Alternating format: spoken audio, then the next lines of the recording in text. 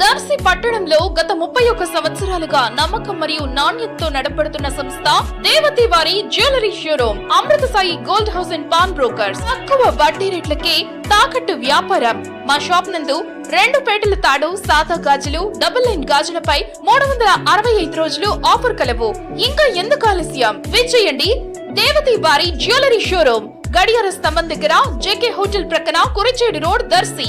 Proprietor Devathi Ramarao. 9440524410.